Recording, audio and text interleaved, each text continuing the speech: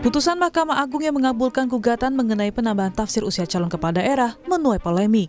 Pasalnya, sejumlah pihak menilai putusan ini syarat akan memuluskan jalan putra bungsu Presiden Jokowi Kaisang menuju pilkada. Wakil Ketua Umum Partai Gerindra Habibur Rahman menilai batas syarat usia seseorang yang akan memegang jabatan lebih pas jika dihitung sejak dilantik, bukan sejak masa dia mencalonkan diri.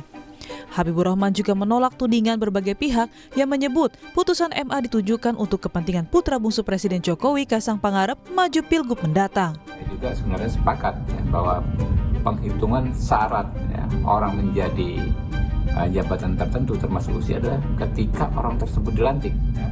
Usia itu kan dibuat untuk jabatan, ya. Maka penghitungannya paling pas adalah ketika orang tersebut menjabat, bukan ketika orang tersebut mencalonkan. Ya, adapun terkait misalnya tuduhan macam-macam, ya silahkan saja orang berpendapat, ya, tapi kan harus dibuktikan tuduhan-tuduhan tersebut. Ya. Nggak bisa hanya karena kepentingan politik yang berbeda, lantas seenaknya saja menuduh. Ya. Meski tak mempermasalahkan, Ketua DPC PDI Perjuangan Solo FX Hadi Rudiatmo mempertanyakan kenapa putusan dikeluarkan jelang pilkada serentak. Hal ini tentu menjadi pertanyaan banyak masyarakat. Saya itu hal yang wajar bagi saya gitu aja.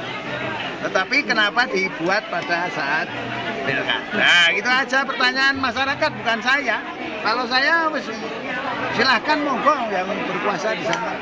Tetapi ingat ya, dengan paham marhenisme, kekuatan tertinggi itu ada di tangan rakyat. Terkait putusan MA soal batas usia Cagup dan Cawagup KPU Jakarta masih menunggu arahan KPU Pusat. Menurut Ketua Divisi Teknis Penyelenggaraan Pemilu, status KPU Jakarta adalah sebagai pelaksana PKPU yang ditetapkan oleh KPU RI. Implementasi dari putusan MA tergantung pada KPU RI akan memasukkan keputusan itu dalam PKPU atau tidak. Karena regulatornya adalah KPU Pusat, nanti kami akan tunggu apakah itu hal tersebut akan diatur di dalam PKPU pencalonan. Kami akan ikuti sesuai dengan regulasi yang ditetapkan dari KPU Pusat. Regulatornya untuk PKPU kan di KPU RI ya, jadi kami akan mengikuti sebagai pelaksana dari undang-undang. KPUD akan melaksanakan apa yang termaktub nanti di dalam PKPU maupun ketentuan peraturan perundang-undangan. Ada arahan dari KPU? Belum, kami masih menunggu koordinasi lebih lanjut. Mahkamah Agung mengabulkan gugatan terhadap aturan pencalonan pemilihan gubernur dan wakil gubernur, bupati dan wakil bupati, serta wali kota dan wakil wali kota. Aturan yang semula usia minimal terhitung sejak penetapan pasangan calon, kemudian berubah menjadi saat pelantikan. Tim Liputan Kompas TV. Keputusan Mahkamah Agung yang mengabulkan mengenai batas usia kepala daerah menimbulkan reaksi dari berbagai kalangan. Putusan ini diisyaratkan sebagai jalan putra bungsu Presiden Joko Widodo Kaisang Pangarep yang digadang-gadang akan maju di pilkada Jakarta mendatang. Lalu apa sebenarnya dampak dari putusan ini? Benarkah putusan ini jadi jalan langgengnya dinasti politik Jokowi atau justru malah menjadi pintu masuk generasi muda menjadi pemimpin daerah? Kami ulas bersama sejumlah narasumber yang hadir di studio. Ada Wakil Ketua Umum Partai Gerindra Habibur Rahman dan analis komunikasi politik Universitas Paramadina Ahmad Khairul Umam. Selamat pagi Mas Umam, Bung Habib. Selamat pagi Umam. Nanti juga akan ada di studio, tapi sekarang sementara ada virtual dulu dari Partai Solidaritas Indonesia, Ketua DPP PSI Syahril Tansil, dan juga ada politisi PDI Perjuangan Andreas Hugo Parera. Selamat pagi Syahril dan Bung Andreas. Ya, halo semuanya. Oke. Halo. Selamat pagi. Ya. Selamat pagi guys. Ini yang punya hajat dulu nih, punya kepentingan dulu ya Partai Solidaritas Indonesia terhadap Kaisang Pangarep dan langkah politiknya nanti di pilkada, entah itu nanti di pilkada Jakarta atau di pilkada manapun. Jadi benar nih Syahril, Mas Kaisang ini mau maju pilgub di Jakarta apa di mana nih? Oke, tadi kalau Mas Teh bilang yang punya kepentingan ya, karena sebenarnya gini, kepentingan kita itu anak-anak muda, lebih banyak lagi yang bisa masuk dalam perhelatan pilkada. Tapi kalau mengacu pada putusan MK, kita harus juga mengedukasi publik nih bahwa itu putusan yang menggugat tidak ada hubungannya dengan PSI. Oke. Yang menggugat adalah ketua umum dari Partai Garuda Ya. dan kami bahkan tidak tahu menahu, tidak ada komunikasi sama sekali. Tapi dengan putusan yang terbaru ini Ya. kami mengapresiasi bahwa berarti sudah lebih ada ruang lagi untuk anak muda ya. Dan kalau misalnya pertanyaannya apakah Mas Ketum, Mas Kaisang Pangarep akan maju dalam ajang pilkada, sampai saat ini memang begitu banyak ya aspirasi dari akar rumput yang datang ke DPP PSI mengharapkan Mas Kaisang untuk maju misalnya dari pilkada, untuk pilkada DKI Jakarta, Jawa Tengah, Surabaya juga ada yang masuk. Tapi sampai saat ini Mas Ketum fokusnya adalah memenangkan kader-kader PSI yang maju dalam pilkada maupun calon-calon kepala daerah yang akan diusung oleh PSI. Jadi sampai minggu lalu saya ketemu dengan Mas Kaisang itu ya sekitar hari Kamis sampai Jumat itu Ya. di DPP. Beliau masih rutin bertemu dengan calon-calon kepala daerah baik calon bupati, wakil bupati maupun calon gubernur, wakil gubernur yang datang ke DPP. Jadi belum ada sama sekali komunikasi apakah keputusan garis yang diterima oleh partai apakah Mas Kaisang ingin maju berlaga sebagai kandidat atau tidak. Tapi tentunya kami apresiasi dengan keputusan terbaru ini ya dari institusi yang memutuskan bahwa saat pelantikan berusia 30, berarti ini membuka ruang lebih banyak lagi untuk anak muda. Oke. Ya, ini putusannya dari Mahkamah Agung begitu ya, kurang lebih tadi saya koreksi bukan MK, tapi ini yang jadi momentum juga kalau kata Sheryl tadi bisa anak muda bisa berlaga gitu ya di Pilkada Jakarta ataupun di pilkada-pilkada lainnya. Ini juga momentum yang sebenarnya banyak juga diapresiasi sebenarnya dari berbagai pihak begitu ya. Tapi momen ini tadi kan Sheryl mengatakan bahwa ini bukan tidak ada hubungannya dengan PSI karena yang memutuskan atau yang mengajukan, yang menggugat begitu lah ya. Ini dari Partai Garuda begitu. Tapi kok ya coincidence banget gitu dengan ada unggahan ini yang viral dari salah satu petinggi Partai Gerindra soal fotonya Mas Budi Jiwandono dengan Kaisang. Anda punya komentar soal ini, Sheryl? Kalau itu sebenarnya gini, sebelumnya kan juga ada flyer Mas Budi dengan Raffi Ahmad kan? Ya. Betul ya? Ya. Saya rasa sih itu kode-kode politik biasa dalam politik di Indonesia Gimik gitu ya? Politik dimanapun ini kode-kode supaya masyarakat ini ayo kita fokus lagi bahwa akan ada pilkada. Karena kemarin kan setelah high pileg dan juga pilpres sepertinya orang nggak terlalu greget untuk pilkada ya. Jadi kode-kode ya sekalian melihat animo masyarakat bagaimana. Ya, oke. Jadi gimmick Bung Habib. Kalau kemarin diposting sama Pak Sufmi Dasko tuh. Ya, jadi gini, Iya. pertama kita diskusi dulu soal putusan MA. Oke. Kita kembali lah ini kayak kita kemarin berdebat kembali soal putusan MK. MK ya agak dejavu juga perdebatannya. Kata yang paling penting adalah erga omnes. Oke. Itu kan pengetahuan kita bersama, kita dapat dari para pakar. Erga omnes itu artinya putusan yang mengikat secara umum untuk semua orang. Ya. Itulah undang-undang itu kan. Itulah hasil produk juga dari putusan MK maupun putusan MA. Ya. Nah, pertanyaan-pertanyaannya dan jawaban-jawabannya pun saya pikir akan sama. Ya. Misalnya, kenapa diajukan menjelang pilpres atau pilkada? Oke. Ya tentu kan karena eventnya adalah ini terkait pilpres dan pilkada. Dan ada pemio di di bidang hukum itu adalah keadilan yang tertunda adalah ketidakadilan. Artinya semakin ini tertunda persoalan untuk diselesaikan ya dari orang-orang yang menggugat maka menjadi ketidakadilan bagi orang-orang tersebut. Oke. Ya. Sehingga kalau sekarang dipertanyakan lagi apakah ada kaitannya dengan Kaisang dan lain sebagainya, ada kaitannya pun saya pikir nggak ada masalah. Karena baik secara politik maupun secara hukum kita sudah menguji persoalan ini sebenarnya. Oke. Padahal yang lebih substansial itu pilpres. Ini yang kita bicarakan terkait politik dan hukum. Terkait hukum berapa putusan Mahkamah Konstitusi ya kalau yang pilpres kan ya, sudah saling menguatkan ya bahwa tidak ada masalah. Terakhir bahkan putusan Mahkamah Konstitusi yang pilpres dikatakan tidak ada intervensi dan lain sebagainya dalam konteks penafsiran putusan MK yang nomor 90. Dalam konteks politik yang kita berbulan-bulan perdebatkan, pada akhirnya kan rakyatlah yang akan menjadi hakimnya. Rakyat memutuskan ya bahwa mereka tidak mempersoalkan persoalan tersebut. Terbukti apa? Ya, secara substansi dan secara formal kemenangan Prabowo Gibran. Oke. yang diserang bertubi-tubi berbagai pengamat dan lain sebagainya setiap hari, ya kan ya. Terbukti kan rakyat, hati nurani rakyat tidak selalu sama dengan apa yang ada di pikiran-pikiran kita. Oke. Memang kami terbuka ya pada beberapa sudut pandang dari persoalan ini. Tapi kalau saya sekarang mencerna masalah ini tidak perlu terlalu capek kita, karena referensinya sudah ada. Nah ini dia nih soal normanya. Karena saya sendiri sudah melihat konflik norma Oke. di PKPU, ya kan ya, pasal 4 ayat 1 maupun yang bertentangan dengan pasal 7 ayat 2 Undang-Undang Pilkada. Ada. Konflik normanya apa? Di pasal 7 tidak diatur bahwa penghitungannya adalah pada saat pendaftaran, ya. Kemudian di PKPU diatur, sehingga menimbulkan perbedaan kondisi hukum, ya kan? Kalau tidak dibatasi, ya jelas, ya bahwa syarat orang itu mengacu pada situasi, kondisi, keadaan, tugas, beban dan tanggung jawab ketika dia menjabat, Oke. ya kan? Bukan ketika dia mencalonkan, karena ada disparasi waktu bisa saja, bisa berbulan-bulan. Oke. Saya bisa 40-50 tahun umur saya, ya kan ya, di bulan September yang akan datang. Tapi sekarang belum. Kalau ini penting sekali, di administrasi penting sekali, ya kan ya.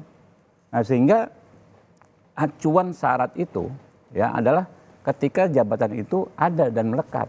Oke. Kita contoh acuan lagi adalah pasal 6 ayat 2 konstitusi kita, ya, yang mendelegasikan pengaturan soal syarat menjadi capres dan cawapres Oke.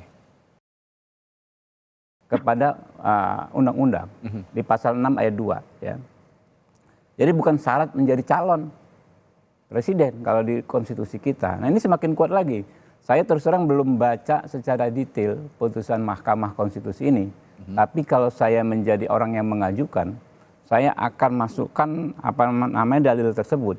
Saya akan kaitkan dengan pasal 6 ayat 2 Oke. konstitusi kita, di mana ya syarat-syarat tersebut tentu melekat kepada kondisi ketika orang tersebut menjabat, bukan saat mencalonkan. Oke. Nah, inilah yang menurut saya solusinya ya kembali kita ke solusi yang kita pakai ketika kita mencerna persoalan yang mirip sekali ya konstruksi hukumnya ketika capres. Oke. Secara hukum kita hormati putusan hukumnya seperti apa. Secara politik kita serahkan kepada rakyat. Oke. Saya mungkin dengan teman-teman bisa berbeda pendapat, ya silahkan. Tapi tidak boleh ada yang memaksakan satu sama lain. Oke. Karena rakyatlah yang akan memutuskan nantinya. Baik, saya ke Bung Andreas. Bung Andreas, kalau begitu tadi kan kata Bung Habib secara hukum gitu ya, secara dilihat dari konstitusi terbukti bahwa kemarin MK ini juga jalan-jalan saja pencalonannya begitu. Nah, begitupun juga ini nanti di pilkada nanti jika memang ada yang mengajukan di bawah 30 tahun begitu pada saat pelantikan pun juga tidak akan masalah karena memang ini juga sekaligus ditanggapi juga banyak juga tanggapan positif bahwa ini membuka jalan bagi anak-anak muda untuk mencalonkan diri. Dan juga tadi yang kedua secara politik ini biarlah rakyat yang menentukan. Nah, Anda sendiri dari putusan MA dan adanya poster digital yang viral begitu antara Mas Budi Jiwandono dan Kaesang di Pilkada Jakarta, Anda punya perspektif yang sama dengan Bung Habib? Buat saya nggak ada masalah kan, artinya putusan MK kemarin itu kita sudah tahu banyak ya meskipun kemudian ada keputusan yang kita sudah tahu, tapi kan proses dan diskutablenya itu kan juga menjadi catatan dan juga menjadi catatan dissenting opinion itu gitu. Nah, yang berkaitan dengan MA ini juga saya kira pasti akan jalan terus gitu. Dalam arti sekarang ya mau buat apa saja silakan aja gitu, karena yang catatan untuk yang berkuasa gitu, artinya bisa mengintervensi kekuasaan itu. Tapi yang saya ingin lihat bahwa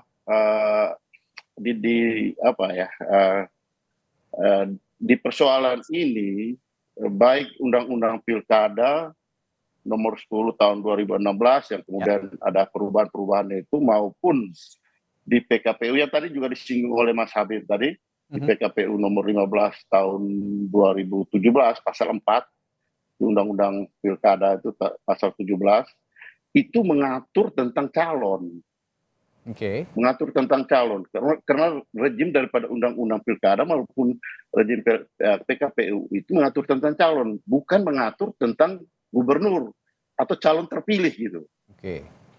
Kalau seseorang itu setelah dicalonkan dia terpilih, dia tidak berkaitan lagi dengan rejim peraturan yang berlaku gitu.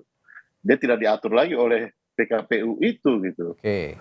Nah, ini yang saya kira ya pasti akan jadi jadi perdebatan panjang soal ini.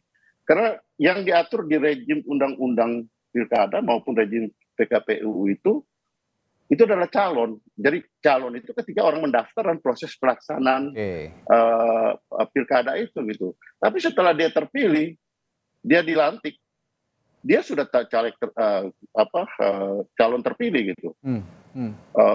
Sudah menjadi orang yang terpilih, bukan calon lagi gitu. Jadi ya itu. Ya, menurut Anda asasnya pencalonan begitu, bukan keterpilihan begitu ya, Bung Andreas? Iya, karena itu di dalam undang-undang pilkada itu kan diatur ketika orang mencalonkan diri gitu. Juga di PKPU-nya juga ketika mencalonkan diri itu dengan batas usia seperti itu gitu, seperti 30 tahun untuk gubernur, 25 tahun untuk bupati, calon wakil bupati, wali kota, calon wakil bupati, calon wakil wali kota gitu. Kalau dia mau diatur sampai dengan dia terpilih dan dilantik, ya kalau orang itu ketika mendaftar dia 20, ya artinya kurang dari, tunggu nanti dia sampai 30 tahun dulu atau tunggu sampai 25 tahun dulu baru dia dilantik. Oke. Apakah seperti itu nanti? Nah ini yang saya kira akan menimbulkan persoalan-persoalan yang berkaitan dengan loophole-nya di situ begitu ya, loophole-nya karena asas apa namanya? Soal siapa yang mau maju silakan. Nah, gitu. Dikhawatirkan malah dikhawatirkan nanti malah bertentangan dengan undang-undang asas undang-undang. Menyulitkan pelaksana yang sudah membuat regulasi ini hanya karena mungkin. Bukan saya nggak punya pretensi, mungkin karena ada orang yang punya ambisi, ada yang seperti yang dibicarakan selama ini, ambisi-ambisi itu kemudian itu menyulitkan pelaksana gitu nanti, pelaksana yang jadi itu kan tadi secara ini ya Bung Andreas, itu secara regulasi begitu. Secara politik Anda memandangnya bagaimana, melihat sosok Kaisang yang sekarang muncul gitu di permukaan ketika disandingkan dengan Budi Jiwandono dan sempat viral begitu poster digitalnya ini, dan dikaitkan tentunya dengan regulasi tadi.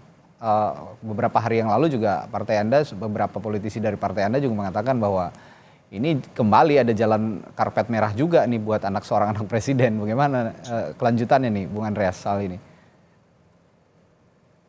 Saya nggak kenal secara pribadi Mas Kaisang, tapi saya tahu Mas Budi Jiwandono, beliau adalah seorang anak muda yang smart, yang intelek, sehingga saya nggak tahu apakah dengan dia mau ditempelkan ini dia bersedia atau enggak, saya nggak tahu. Tapi saya kenal Pak Mas Budi Jiwandono adalah seorang anak muda, karena dia DPR juga, kami sama-sama di DPR, anak muda yang smart, yang punya visi, punya pandangan yang ya tidak sekedar hanya soal kekuasaan gitu. Oke, Mas Umam, tadi kita sudah masing-masing sudah mendengar pendapat dari Bung Habib, dari Sheryl, juga dari Bang Andreas gitu ya. Soal bagaimana dari sisi hukum, Bung Habib tadi menekankan bahwa sebenarnya regulasinya ya tidak masalah karena sudah terbukti di MK juga pernah gitu dia lakukan seperti ini dan berjalan saja pemilunya, pilpresnya berjalan saja. Begitupun nanti di pilkada ini sebenarnya tidak masalah, kalaupun ada memang intensi untuk maju ya memang ada begitu.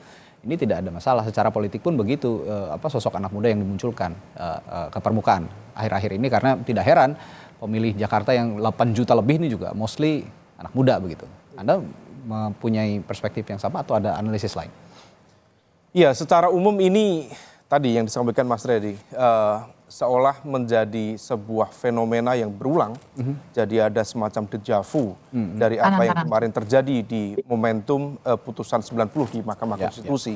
Betul tadi yang disampaikan oleh Bang Habib bahwa proses itu sudah berjalan dengan segala argumen, MK juga sudah mencoba untuk mengklarifikasi dan lain sebagainya. Dan dalam konteks ini putusan MA karena sudah dikeluarkan maka dia berlaku. Ada asumsi dasar dalam hukum res judicata pro veritate habetur, bahwa apa yang menjadi putusan hakim itu dianggap sebagai sebuah kebenaran. Tetapi di saat yang sama tentu rasional publik mencoba untuk membaca beberapa hal. Misal dari sisi material, dari sisi prosedural, memang membuka ruang pertanyaan publik. Misal dari kecepatan dari putusan MA itu yang hanya 3 atau 4 hari. 4 hari ya. Kalau misal bisa itu diberlakukan di hampir semua kasus yang ditangani oleh MA yang menjadi partner kerja dari Bang Habib di Komisi 3, tentu itu akan sangat-sangat luar biasa. Artinya bahwa ada kecepatan proses dalam pengambilan keputusan dan kemudian akan diberikan kepada publik yang mengajukan gugatan, tentu akan memberikan sebuah servis secara legal yang sangat baik. Tetapi secara umum itu tidak terjadi. Nah, begitu kemudian ini terjadi, patut diduga ini ada apa? Apakah ada kemudian elemen kekuatan besar yang kemudian mampu mendorong proses ini begitu cepat? Nah, itu dari sisi prosedur. Dari sisi material, betul tadi penjelasan secara komprehensif dari Bang Habib saya pikir sangat memadai. Tetapi juga di saat yang sama kita paham bahwa MA itu kan konteksnya mengkaji materi regulasi yang berada di bawah undang-undang terhadap undang-undang. Begitu kemudian kalau misal kita cermati secara general dari materi yang disampaikan oleh MA kemarin, kenapa kemudian cantolannya kepada undang-undang dasar? Yang itu adalah menjadi ranah dari Mahkamah Konstitusi sendiri. Nah, ini yang kemudian menjadi sebuah perdebatan. Kalaupun kemudian terkait dengan konteks angka memang tidak berubah di angka 30 tahun, tetapi kemudian secara legal formal, prosedural administratif dalam konteks kepemiluan, beda 3 bulan, 5 bulan, itu sangat berpengaruh. Dan ini yang kemudian tampaknya patut kemudian diduga siapa yang bermain. Kalau misal memang partai Garuda ya yang mengajukan, ini agak unik. Kalau misal kemudian yang diperdebatkan belakangan ini kan konteks Pilkada DKI. Coba kalau misal kita cek dari hasil Pilkada DKI Jakarta kemarin, Partai Garuda itu adalah partai yang mendapatkan kekuatan suara yang paling akhir di pemilu yang lalu. Praktis mendapatkan suara 12.800 something dari jumlah total populasi di DKI Jakarta. Nah, maka kemudian memang betul tadi yang disampaikan oleh kawan dari PSI, PSI tidak terkait langsung, tetapi kemudian patut diduga juga jangan-jangan ini adalah permainan proksi, bahwa kemudian Partai Garuda didorong sebagai bagian dari proses untuk melakukan judicial review ya dalam konteks aturan ini, tetapi kemudian ada elemen lain yang kemudian mencoba untuk mengkapitalisasi secara legal formal untuk kemudian kepentingan politik selanjutnya. Nah, tetapi terlepas dari itu, bisa saja ini terkait dengan Kaisang, bisa saja juga tidak terkait dengan Kaisang. Memang terlalu dini kalau misal kemudian kita mencoba untuk meletakkan ini sebagai bentuk tuduhan dalam konteks tuduhan secara langsung ya. Tetapi kalau misal kemudian proses nanti berkembang dan ternyata memang Kaisang mencoba atau menikmati proses ini menjadi bagian dari legal formal yang kemudian memberikan ruang dia sebagai karpet merah itu, ya maka ini menjadi sebuah kegelisahan tersendiri. Bagaimana kemudian aturan hukum begitu dengan mudah bisa disesuaikan dengan agenda kepentingan, elemen kepentingan kelompok tertentu. Memang tidak melanggar aturan, ini juga dilakukan secara konstitusional, tetapi ketika kemudian mekanisme hukum bisa dengan mudah disesuaikan dengan elemen kekuatan politik tertentu, memfasilitasi kekuatan politik tertentu, ini seolah kemudian mengembalikan apa yang kemarin menjadi perdebatan di 2023 tentang fenomena autocratic legalism. Kita tidak ingin itu terjadi, terutama di pemerintahan baru nanti kita berharap proses demokrasi semakin matang, supremasi hukum juga semakin substantif dan keadilan hukum juga semakin dirasakan oleh publik ke depan. Nah, yang ingin saya tekankan juga tadi ada perdebatan soal frasa ya, frasa yang terjadi di perubahan pada salah satu pasal di PKPU itu yang kemudian diubah oleh Mahkamah Agung untuk kemudian diperintahkan kepada KPU untuk mengubah PKPU itu. Yang mana sebelumnya pada saat pencalonan begitu pendaftaran menjadi saat pelantikan. Nah, tadi kalau kata Bung Andreas kan ini asasnya berbeda karena kalau pilkada itu ataupun pemilihan umum lah ya, biasanya kan batas usia itu diterapkan pada saat pencalonan, pendaftaran begitu, bukan saat pelantikan karena rezimnya rezim pilkada. Saya juga akan minta pendapat ini pada Mas Umam, tapi kita jeda dulu. Setelah jeda di Sapa Indonesia Pagi akan saya tanyakan. Tetaplah bersama kami. Ya, tadi sebelum jeda saya tanyakan ke Mas Umam soal ini, Mas Umam, apa perbedaan frasa ini tadi yang sudah diubah gitu ya oleh Mahkamah Agung untuk diperintahkan kepada KPU segera diubah PKPU-nya mulai dari taraf dicalonkan umur 30 tahun pada saat pendaftaran, lalu juga yang sekarang diubah menjadi saat pelantikan. Nah, ini tadi juga jadi perdebatan antara Bang Habib juga dengan Bung Andreas begitu. Nggak debat, beda pendapat aja biasa. Berbeda pandangan lah ya, oke, berbeda Beda pandangan, sudut pandang. beda sudut pandang. Yang satu mengatakan ini rezimnya pilkada, bukan sudah menjabat begitu sebagai gubernur atau wakil gubernur. Sedangkan yang satu mengatakan bahwa itu ya lebih better, lebih bagus pada saat pelantikan karena ada jeda waktu yang bisa dimanfaatkan. Bagaimana menurut Anda ini soal ini? Ya, secara general kita melihat ada semacam kontradiksi yang cukup terlihat. Karena dari materi putusan Mahkamah Agung saat ini itu memberikan putusan untuk mengatur batasan usia 30 tahun tapi dihitung sejak pelantikan. Ya. Nah, sementara dalam konteks KPU itu tidak mengatur jadwal pelantikan. Kalau misal kita cek sekali lagi ini kan yang diuji kemarin kan PKPU nomor 9 ya, kalau tidak salah tahun 2016. Lalu kemudian kalau misal 2020 ya. Lalu kalau misal kita cek sekali lagi di PKPU nomor 2 tahun 2024 khususnya terkait dengan proses pilkada, itu tidak ada mekanisme yang kemudian mengatur terkait dengan konteks pelantikan. Karena PKPU konteksnya memang rezimnya ini adalah bicara tentang konteks persiapan tahapan pemilu. Nah, ketika kemudian ini diatur sedemikian rupa, maka kemudian menjadi tidak sinkron. Misal kita cek sekali lagi di pasal 4 di PKPU nomor 2 tahun 2024 itu tidak mengatur tentang itu. Nah, maka kalau misal kemudian ini diteruskan yang menjadi problem diskusi kemarin sama Mas Arief Budiman, mantan pimpinan KPU. Ini berpotensi misalnya menciptakan semacam unpredictable procedure dalam konteks pilkada. Nah, ini yang kemudian perlu diantisipasi. Jangan sampai kemudian setiap putusan-putusan yang kemudian bisa, tentu ini bagus ya, bagus dalam arti kalau ada orang memiliki kepentingan ya diusahakan lewat jalur konstitusional yang kemudian bisa ditempuh lewat legal prosedural. Tetapi kalau misal kemudian semua itu bisa diatur-atur, diubah-ubah sesuai dengan kepentingan elemen, kepentingan tertentu, nah tentu ini menjadi sebuah fenomena yang tidak baik juga. Nah, ini yang kemudian menjadi concern kita yang ke depan. Seharusnya semua elemen eksekutif, legislatif, termasuk juga KPU sendiri betul-betul di atas meja yang sama untuk mendudukkan legal prosedural itu yang seperti apa. Ya, jangan sampai kemudian semua elemen yang kemudian bisa memain-mainkan kepentingan sesuai dengan apa yang menjadi agenda masing-masing. Sebelum saya ke Bung Habib. Dikit dong, biar nyambung. Kita dengerin dulu aja. Bukan.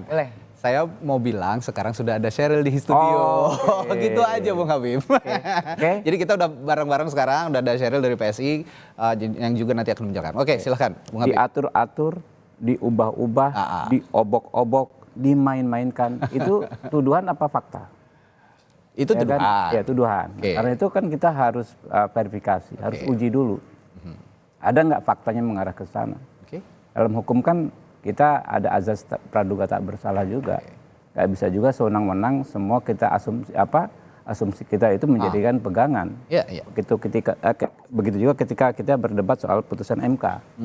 Diobok-obok, diubah-ubah, diatur-atur, dimain-mainkan, diintervensi, semuanya runtuh ketika Mahkamah Konstitusi bersidang memutuskan tidak terbukti. Semua itu. Begitu juga hal ini, ya silahkan saja. Memang kalau ada indikasinya, silahkan saja ditempuh prosedurnya untuk membuktikan. Ya, tapi kalau bicara substansi, terutama syarat terkait usia, Kalau Sudikno itu ya, ahli hukum mengatakan ada penafsiran itu berdasarkan logika saja. Syarat usia yang kita lakukan, menjadi basis kita melakukan penelitian, perdebatan, terkait dengan jabatan. Terkait ketika orang itu menjabat. Ya. Misalnya kematangan seorang presiden kemarin berapa? 40 tahun. Ya. Ya kan, capres atau cawapres. Bukan sebagai calon. Tapi ketika menjabat, iya dong. Kan seorang presiden harus matang, harus berusia 40 tahun. Itu kan bukan seorang calon presiden karena beban tugas baru ada. Ya. Ya kan, situasi dan kondisi hukumnya baru muncul ketika jabatan itu ada. Oke. Hal yang sama.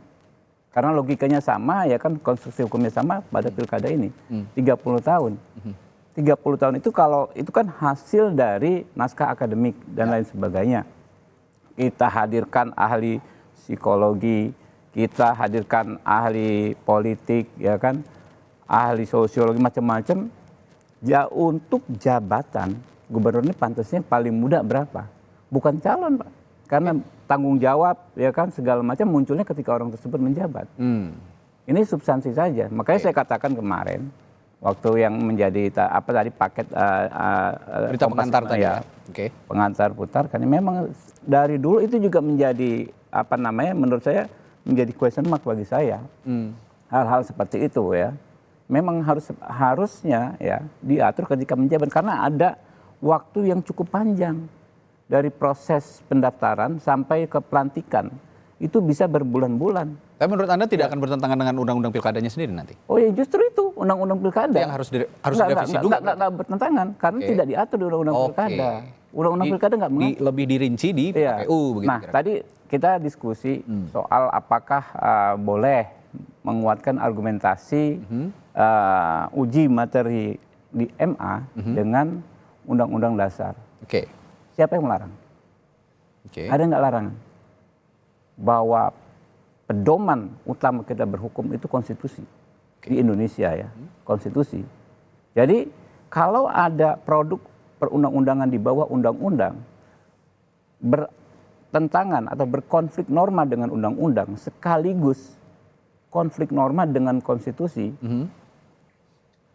siapa yang melarang untuk memasukkan dalil tersebut dalam permohonan maupun dalam pertimbangan-pertimbangan putusan? Ya. Menurut saya tidak ada. Karena kalau kita baca jelas-jelas ya di pasal 6 ayat 2, bukan syarat calon presiden, syarat untuk menjadi presiden, syarat presiden dan wakil presiden. Nah, ini yang menurut saya sudah ngikat nih Pak. Dalam konteks politik maupun dalam konteks hukum ini sudah nggak ada persoalan sama sekali. Tadi dalam konteks prosedural ya kan, misalnya kok ini pasti ada kaitannya dengan PSI dan lain sebagainya. Menurut saya kalau toh seorang Kaisang sekalipun yang mengajukan persoalan justru malah lebih baik. Kenapa? Semakin relevan oleh dia punya hak sebagai bagian dari anak muda yang dirugikan dengan regulasi tersebut. Dia menempuh dengan cara hukum. Mendaftar, ya kalau toh dia mendaftar ya, lalu kan mengajukan saksi dan lain sebagainya. Itu kan proses yang memang kita sediakan, jalan yang kita sediakan. Jadi kalau mengobok-obok misalnya dengan putusan presiden, Kepres, ya kan, dengan hak subjektif orang tuanya dirubah, itu baru kita persoalkan. Kalau ini kan lewat Mahkamah Agung, ya kan, tinggal dibuktikan gitu ya saja kalau ada intervensi. Nah, nggak bisa kita berasumsi. Kalau posisi tempatnya asumsi itu kan di dunia politik. Tapi di dunia politik juga kita nggak bisa orang-orang asumsi. Karena apa yang kita asumsikan ternyata berbeda dengan hati nurani rakyat. Tapi saya juga akan beri kesempatan buat Syahril juga sebagai kader PSI juga dari PSI untuk menetralisir ada tudingan-tudingan seperti itu loh. Seperti yang diutarakan Mas Umam tadi juga oleh Bung Andreas. Kok ya sangat kebetulan gitu kira-kira ada momen seperti ini ketika diubah dan cepat gitu waktunya dalam 4 hari. Jangan-jangan ada proksi juga kalau kata Mas Umam tadi, ada proksi juga yang diarahkan meskipun itu Partai Garuda, tapi ada proksi ketika itu bersama-sama diagendakan oleh sejumlah partai. Bagaimana Anda menjawab ini? Kalau saya menjawabnya gini, saya perwakilan dari Partai Anak Muda. Kita jangan, negara kita ini terlalu sibuk dengan hal-hal yang menurut saya bukan substansi. Tadi kan yang pertama kali mengatakan substansi dari Mas Radi ya. Saya rasa gini, kita kembalikan saja siapapun yang ingin maju seharusnya membawa visi dan misi yang terbaik untuk rakyat. Ini bukan hanya masalah umur saja. Saya buka ya, ini negara dunia ini kan semakin maju, semakin berkembang dan semakin dinamis ya. Misalnya di Jepang itu tahun lalu sudah ada mayor itu sekelas wali kota begitu ya. Dia berusia 26 tahun. Mayor. Ya, dia lulusan Harvard, dia bawa visi misi yang sangat bagus dan sebelum itu dia juga sudah punya track record sebagai penggiat aktivis yang mengusahakan beasiswa bagi orang-orang Jepang ke luar negeri. Dan ketika dia maju, dia betul-betul membawa visi misi yaitu bagaimana kelangsungan hidup anak muda. Karena di Jepang itu anak muda itu stres. Mereka tuh banyak yang bunuh diri karena nggak tahu gimana masa depan mereka ke depan. Dan saya rasa di Indonesia juga saat ini Gen Z, Gen Alpha bahkan karena mereka pintar, mereka juga sudah punya kekhawatiran yang besar, anxiety tentang future, tentang masa depan. Jadi saya rasa kalau kita kembalikan lagi ya, ini bukan masalah umur belaka, bukan hanya masalah berapa bulan beda atau kapan dilantik atau kapan penetapan usianya. Tapi ini masalah substansi apa yang dibawa oleh siapapun calon. Mau dia tua, mau dia muda. Saya mundur sedikit ya, ini ke negara yang demokrasinya salah satu tertua di dunia, Amerika, atau mungkin yang paling tua bahkan ya. Amerika punya 35 negara bagian dan dari sekian banyak negara bagian, saya bacain satu-satu ya, ini ada 7 negara bagian yang batas usia untuk governor atau kepala daerah di sana adalah 25 tahun. Lalu ada 1 negara bagian yang 21 tahun batas usia, bahkan ada 5 yang 18 tahun dan ada 23 lainnya yang 30 tahun tentunya ya. Tapi ada satu yang menarik yaitu di Vermont. Di Vermont itu bahkan tidak ada batas usia. Dia hanya memberikan ketentuan siapapun yang menjadi pemimpin kepala daerah di sana cukup tinggal 4 tahun di Vermont.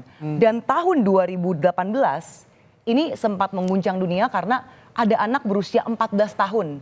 Didukung oleh Partai Demokrat, dia mengajukan diri dan resmi sebagai kandidat.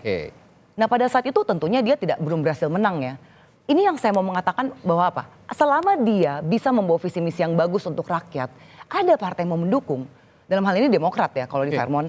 Dan akhirnya dia tidak menang karena mungkin masih kurang pengalaman. Dan pada akhirnya ini kan demokrasi, yang memilih adalah rakyat.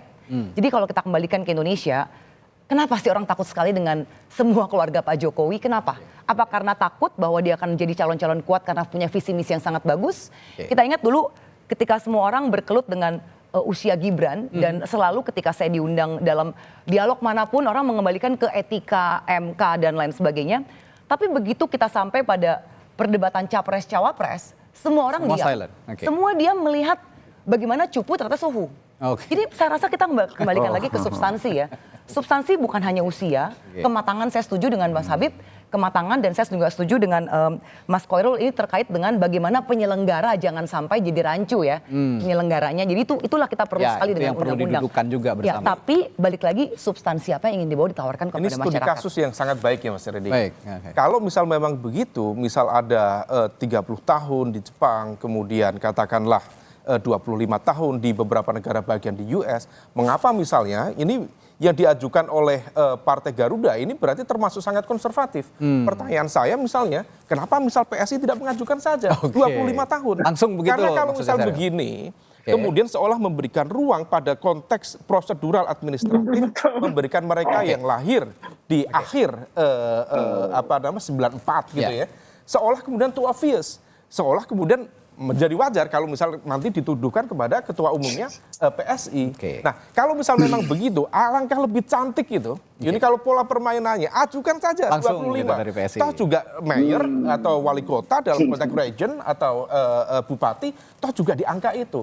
Nah, ini yang kemudian tampaknya kemarin waktu mengajukan itu harusnya diskusi dulu sama Mas Reddy. Jadi permainannya lebih cantik lagi. Bukan. Oke. Saya kasih kesempatan dulu nih buat Bung Dan Andreas. sama perdebatannya. Tadi yang disampaikan oleh Bang Habib, mengajukan para psikolog dan lain sebagainya. Jadi apa beda antara 5 bulan dengan 3 bulan dalam konteks kepemimpinan publik? Dalam konteks umur 30 tahun yang sama, apa bedanya perbedaan 5 bulan itu? Nah ini yang kemudian perlu dijawab barangkali nanti kepada masyarakat. Nah ini juga Bung Andreas juga udah senyum-senyum nih dari tadi. Tapi tadi kata Sheryl, sudahlah lupakan soal apa ya perdebatan bahwa ini sebatas umur, sebatas apa gitu. Ada contoh kasus yang tadi diutarakan lebih gamblang, lebih memberi kesempatan kepada anak muda yang punya visi ke depan dan pola pikirnya juga sudah dimoderasi dengan keadaan zaman saat ini. Bagaimana Bung Andreas merespons hal ini? PSI muda tapi paling dewasa ini. Silakan Bung Andreas. Kita hal sepele diperdebatkan Saya 100% anak muda ya dengan contoh-contoh tadi, tapi saya ini juga pernah muda gitu. Dan saya kira kita semua ini pernah muda, kita mencapai apa ya, Bang Habib juga pernah muda, dia aktivis 98. Kita mencapai ini dengan kerja keras gitu, dengan perjuangan. Itu yang gubernur-gubernur tadi, wali kota yang disampaikan oleh Ibu Sheryl tadi, itu adalah orang-orang yang meniti karir gitu, meniti karir dari bawah dengan pekerja keras gitu, dan mereka kemudian mencapai posisi-posisinya. Dan itu saya kira kita sangat menghargai itu. Nah, saya harapkan di Indonesia juga begitu. Bukan kita yang itu tadi Mas Tarung Umam tadi singgung, ini yang di Indonesia ini gejala yang lebih dominan selama 2000 ini autocratic legalism. Apa yang di mana ada kecenderungan menggunakan kekuasaan ini dengan jalan legalisasi dari apa yang sudah untuk melanggengkan kekuasaan. Nah, ini yang bahaya gitu. Nah, saya khawatir perjalanan waktu sekarang ini meninggalkan kesulitan untuk pemerintahan yang akan datang. Nah, ini yang ya Bung Habib ya, saya hanya mengingatkan, menyampaikan ini, terserah Anda mau mendengar atau tidak. Tapi ini akan meninggalkan persoalan untuk yang akan datang. Karena gejala autocratic legalism ini yang lebih dominan ketimbang meritokrasi yang terjadi dengan contoh-contoh tadi. Itu adalah meritokrasi di dalam politik. Kalau yang terjadi di Indonesia ini autocratic legalism. Nah, ini bedanya gitu dengan apa yang kita diskusikan sekarang ini dengan pengalaman-pengalaman di luar negeri yang terhormat Ibu Sheryl sampaikan tadi gitu. Nah, itu ininya. Oke, baik. Mas Radli, saya boleh menanggapi sedikit ya. Tadi dikatakan nanti gantian dengan Bung Habib soal tadi meritokrasi. dikatakan bahwa meniti karir. Saya juga punya data di Arkansas tahun lalu, itu ada anak berusia 18 tahun menjadi mayor, terpilih di Arkansas. Dan lawan yang dia kalahkan adalah orang yang sudah meniti karir 40 tahun di balai kota di Arkansas. Jadi dalam hal ini kembali lagi ya, rakyat akan melihat mungkin mereka ingin membawa pembaharuan, visi misi apa. Anda mau mengatakan ini politik modern gitu ya? Karir yang panjang tidak menjadi jaminan bahwa seseorang bisa populer, bukan disukai dan akhirnya dipilih. Gitu loh. Nah, bukan kalau terkait prestasi pada akhirnya ya. Sebentar Bung Andreas. Sebentar. Oke, silakan. Kalau terkait prestasi ya kita bisa cara melihat persoalan beda. Oke, silakan Sheryl. Kalau kita lihat prestasi ya kita bisa saling mengukur ya. Saya rasa kita paparkan saja siapapun yang akan maju, kita paparkan backgroundnya, resumenya, visi misinya, lalu diadu saja. Karena banyak sekali kok para politisi yang sudah banyak sekali piagam-piagamnya, juga punya deretan panjang karir politik. Ternyata ketika jadi mereka nggak membawa apa-apa dan bahkan korupsi.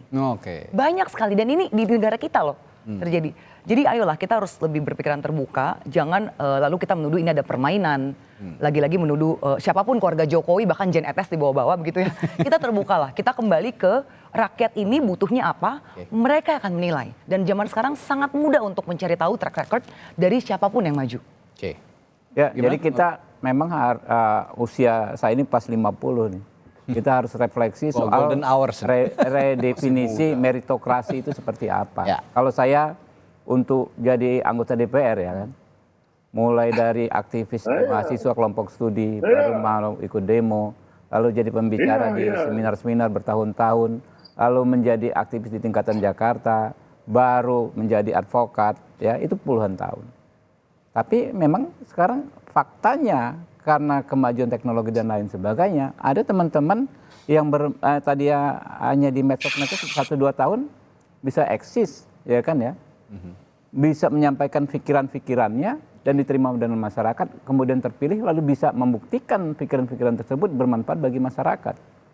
Ini hal yang positif yang menurut saya justru kita harus menyesuaikan diri. Mas Budi Jiwandono ya, Mas Budi Jiwandono ini masih muda. Tapi sudah bisa mengimbangi. PSI, sorry ya, saya mengamati benar. Mulai dulu si Sarah Amani ya kemudian Samara ya kan teman-teman PSI. Samara itu kan naik ketika dia ribut-ribut Fadlizon kalau nggak salah ya kan di Twitter waktu itu ya. Tapi begitu saya ketemu Samara, kita terbengong-bengong, Pak, ini anak pinter banget gitu loh, cerdas banget gitu. Jadi apa yang disebut meritokrasi ala zaman generasi saya ke atas di zaman dulu, tentu perlu kita definisikan. Apakah memang prosesnya harus panjang? Tapi karena ada teknologi, kita bisa memotong waktu yang cukup signifikan, sehingga justru kita bisa mendapatkan sumber daya manusia yang jauh lebih berkualitas. Karena usia muda, sudah pintar, sudah banyak pengalaman. Pengalaman itu kalau kita dulu harus ngalamin sendiri. Kalau sekarang mereka bisa searching, bisa googling, bisa pakai AI bahkan sekarang gitu kan. Nanti kita buktikan hal seperti Sebelum itu. saya ke Mas Umam, saya kasih kesempatan lagi ke Bung Andreas. Bung Andreas, Anda punya jawaban soal ini? Saya paham dengan apa yang disampaikan. Memang zaman berbeda gitu. Tapi itu tadi, proses itu penting dan cara memperoleh itu penting. Nah itu yang saya yang saya singgung tadi gitu. Ada satu pepatah di dalam bahasa Latin, dia bilang ascendit sine labore, descendit sine honore. Orang naik tanpa kerja keras, turun tanpa kehormatan. Itu ya ini hal yang sering terjadi gitu. Dalam arti apa? Mau bilang zaman apapun, bagaimanapun situasinya, kerja keras, bagaimana dengan pengalaman, itu penting untuk orang mencapai jenjang tertentu gitu. Tidak dengan cara yang saya katakan tadi, gejala yang terjadi di Indonesia ini adalah autocratic legalism yang teman-teman banyak pengamat yang menyampaikan seperti itu, tadi Mas Umam juga singgung. Itu fenomena yang saya khawatir ini akan meninggalkan jejak yang buruk untuk pemerintahan yang akan datang. Dan mohon maaf kalau saya salah lebih baik gitu, tapi kalau ini benar kasihan buat kita bangsa Indonesia ini gitu. Kalau memang benar alhamdulillah, tapi kalau salah harus diperbaiki juga lah kira-kira begitu. Tapi yang menarik ini terakhir Mas Umam, benarkah ada perubahan pola meritokrasi politik di era politik modern, ataukah ini privilege sebenarnya soal-soal seperti ini? Ya tentu kita perlu melihat secara lebih umum dulu ya, karena bagaimanapun juga apa yang terjadi dalam sebuah dinamika politik tentu akan sangat erat kaitannya dengan nature of power dalam suatu negara. Kalau misal memang benar ini terkait dengan konteks Pilkada DKI Jakarta, itu akan jauh lebih besar lagi magnitude-nya. Karena bagaimanapun juga Jakarta bukan sekedar Jakarta, ini bukan sekedar melihat sebagai sebuah kota administratif, tetapi juga ada kekuatan ekonomi politik yang sangat besar. Ada struktur kekuatan pemerintahan daerah dengan APBD 87 triliun. Dan itu akan menentukan bagaimana kemudian kekuatan politik, juga ekonomi pada konteks 5 tahun ke depan. Maka kalau misal kemudian kita cermati, kita sambil melihat perkembangannya, apakah kemudian ini memang terkait dengan ketua umumnya Mbak Sheryl, ataukah memang tidak? Kalau misal memang iya, tentu ini akan menjadi sebuah evaluasi dalam konteks demokrasi secara umum. Apakah memang benar? Kalau misal sekarang barangkali too early untuk memberikan judgment.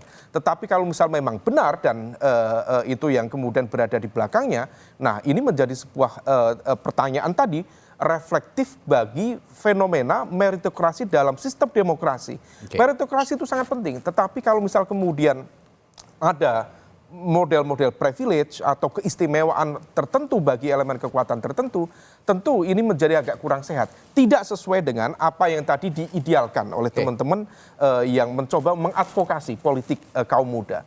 Nah ini yang kemudian perlu kita antisipasi. Tapi bagusnya ya kalau misalnya memang ini terkait dengan DKI Jakarta, ya ini bagus sekali, akan jauh lebih ramai nanti pilkada. Karena bagaimanapun juga nanti misal Mas Budi Jiwandono yang saat ini menjadi wakil rakyat dari Kalimantan Timur, kemudian diboyong ke DKI Jakarta bersama misalnya Mas Kaisang, sesuai dengan kemarin yang dipublish oleh Pak Pak Dasko. Lalu kemudian berhadapan, let's say dari siapapun, salah satu yang terkuat barangkali dari Mas Anies Baswedan.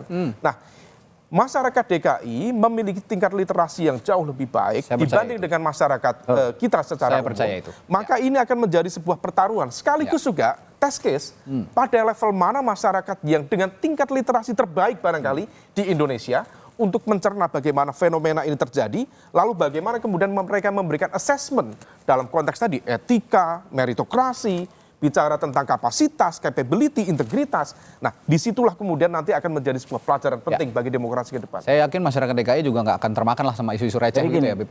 yang namanya argumentasi dikaitkan dengan privilege itu gugur, hancur berantakan ketika kita bicara soal pemilu legislatif. Oke.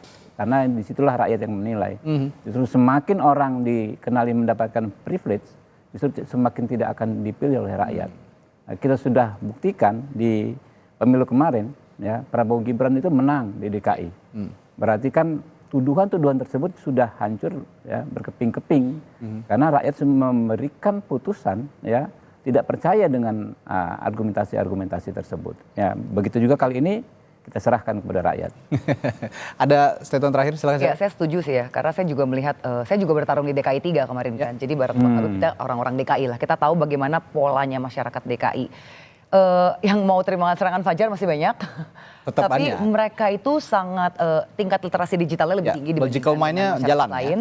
ya. Mereka sangat pintar dan mereka tahu betul karena sudah pernah merasakan bagaimana Pak Basuki Cahayapurnama, Pak Anies ya. pernah memimpin DKI dan bagus hasilnya. Saya turun ke bawah, mereka semua bilang bagus. Jadi saya rasa mereka akan memilih sosok yang ya mereka timbang-timbang sepertinya akan membawa Mau kebijakan digoreng yang gimana, sama mereka bagusnya mikir sendiri, untuk Pak. mereka. Karena mereka sudah merasakan bagaimana pemimpin bagus itu bisa membantu mereka dari sisi misalnya dapat benefit untuk sekolah, untuk BPJS terutama, lalu ada PKH banyak sekali. Dan itu mereka rasakan betul di kalangan rakyat bawah. Jadi ya saya juga sangat excited untuk DKI, kita tunggu bersama. Ya, Bung Andreas, very last singkat untuk DKI Jakarta ini dari PDI Perjuangan, gimana sejauh ini? Ya, saya kira ya mudah-mudahan diskusi kita ini ada manfaatnya untuk rakyat memilih ya pemimpin yang terbaik untuk DKI Jakarta, karena DKI ini penting untuk Indonesia secara keseluruhan. Oke, baik. Ini saya juga percaya bahwa masyarakat DKI sangat dewasa dalam berpolitik, sangat juga punya logical mind yang sangat baik begitu dalam konteks keterpilihan politik siapapun nanti yang akan mencalonkan diri, termasuk jika kalau memang Mas Kaisang dan Mas Budi Jiwandono manggung nanti di Pilkada Jakarta. Kita nantikan, sangat seru, saya setuju dengan semua narasumber saya pagi hari ini untuk menyaksikan sama-sama bagaimana perjalanan pertarungan Pilkada Jakarta nanti hingga November 2024. Terima kasih narasumber saya pagi hari ini, ada Wakil Ketua Umum PSI Syahrul Tansil, ada Bung Rahman, lalu juga politisi PD Perjuangan Andreas Hugo Pereira, dan analis politik dari Universitas Paramadina Bung Ahmad Khairul Umam. Terima kasih, sehat selalu Bapak-Bapak, Ibu. Terima kasih, Mas Redi.